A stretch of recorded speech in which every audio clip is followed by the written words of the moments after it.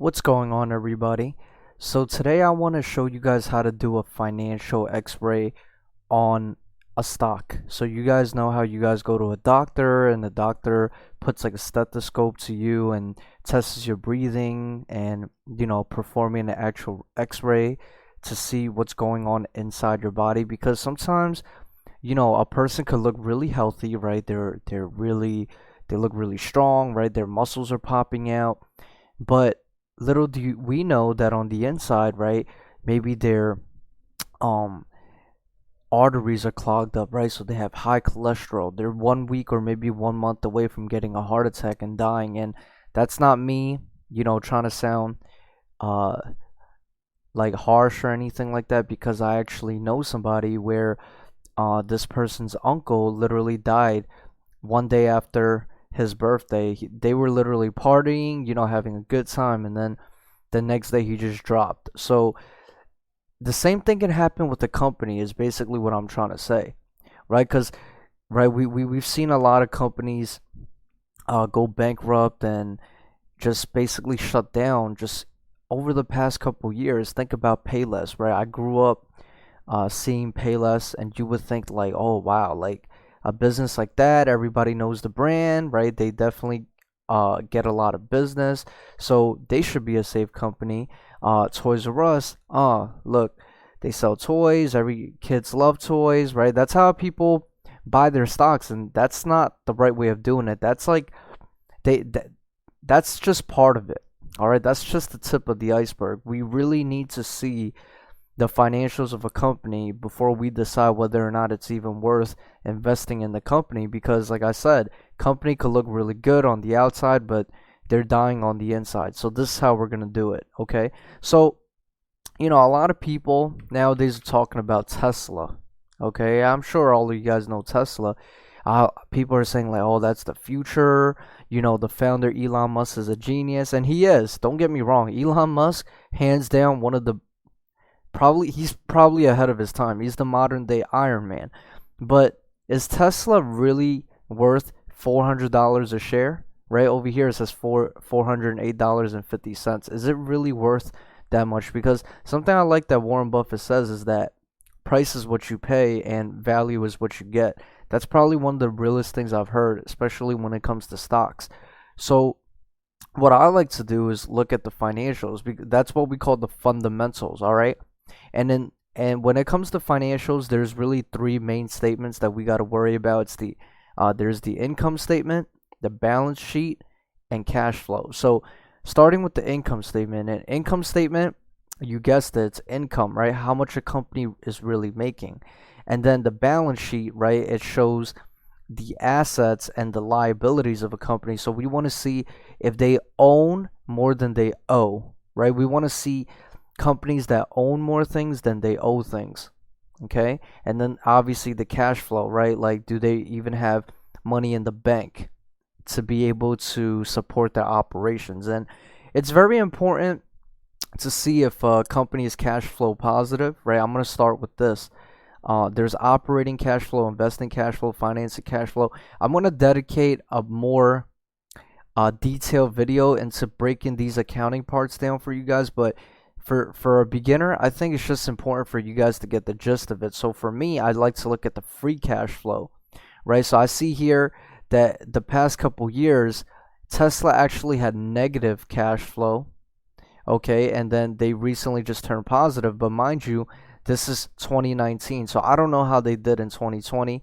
And that's why a lot of people will say, oh, the earnings announcement is coming. And the earnings announcements can also dictate the share prices, because it will determine whether or not investors are confident or inconfident about a stock. So it's going to determine whether they're going to buy or sell a stock. And here we see, so according to what I'm seeing here, based on Yahoo Finance, and I like using Yahoo Finance because it's simple, right? And I think the interface is easy for a beginner to understand. So yeah, they are cash flow positive as of right now, but if we want to dig deeper, we would go on Tesla's website and really try to find their 10K report, their annual filing report, to see if how they're doing for 2020. Okay, so when you guys see a number here, 968,000, Do me a favor and add 3 more zeros behind that. So you're really seeing $968 million.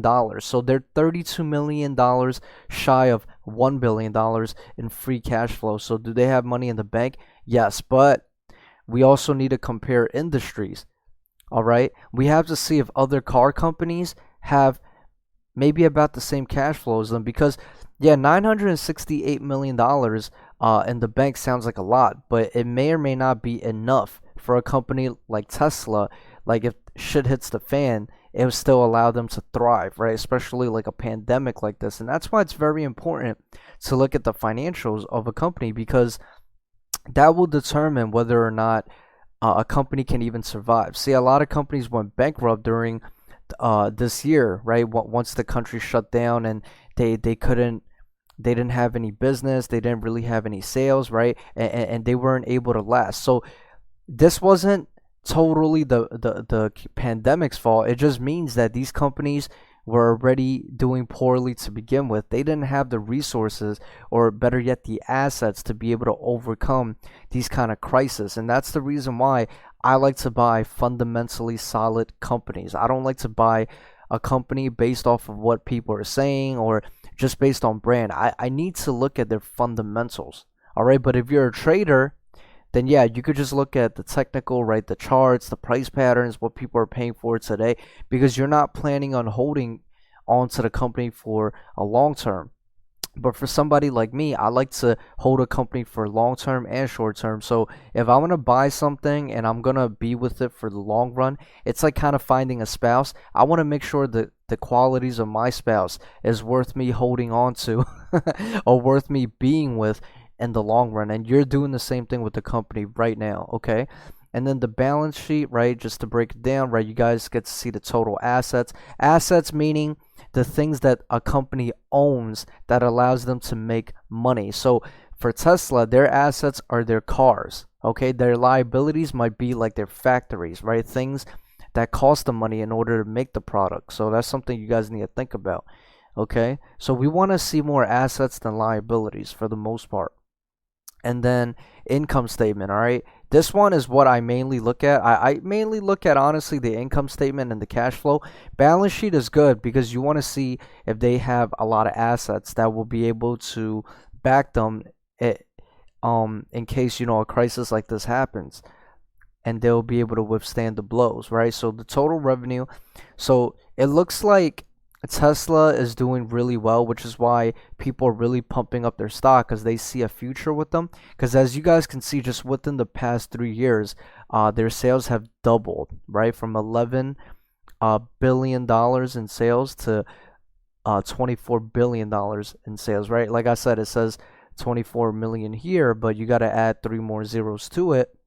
And then we got to go all the way down, right? I like to look for net income from continuing operations. So net income is basically after all the expenses here in between, what is left over, right? Net profit, right? After all expenses. So it seems like they're still at a negative, but investors might see this as a positive. Why? Because they see that their net income from continuing operations is getting smaller and smaller, even though it's a negative amount. Like, they're losing less and less money.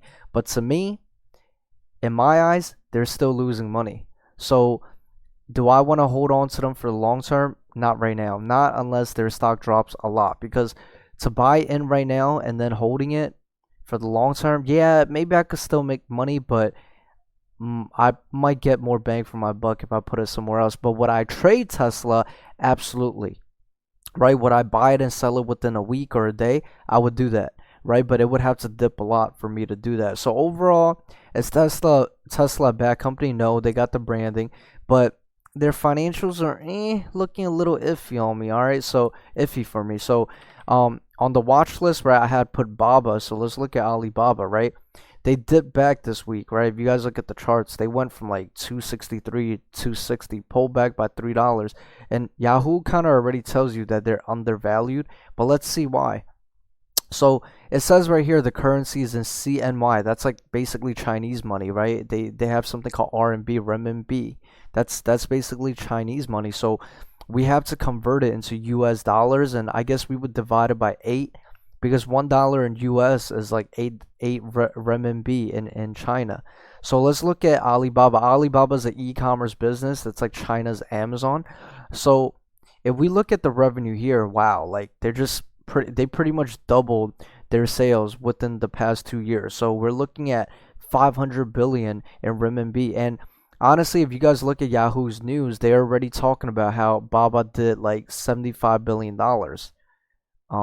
Says it somewhere here, but I read an article recently where it says, maybe it wasn't on Yahoo, it was on another source, but it says, they did like $75 billion in sales. So the reason why the stock pulled back recently is because they say that China is getting ready to rein in Baidu Alibaba. So they're basically saying the government is getting ready to regulate Alibaba, and that could affect their business. But from a financial standpoint, I'm still with them, because if you guys look at their net income, right, whatever that's left over after all expenses, their income has just been on the rise. Like they're doubling everything. So I find that very impressive. And you're gonna find some companies where their sales increases, but their net income decreased from last year. And I'm just like, how did you make more sales but make less money? So that will make me question whether or not the executives or the corporate people that's running the company is doing a good job, because men lie, women lie, numbers don't. Numbers can tell us what's going on within a business. So I hope this video helped, and I just wanted to give you guys a nutshell of how to do a little financial x-ray, right? Like putting a stethoscope to the company, seeing how it's doing. So you guys kind of have an idea on how to see if a company is doing healthy or not from a financial standpoint. Now, if I wanted to see Alibaba's 2020, because this is still in March, right? I might want to see what's most recent.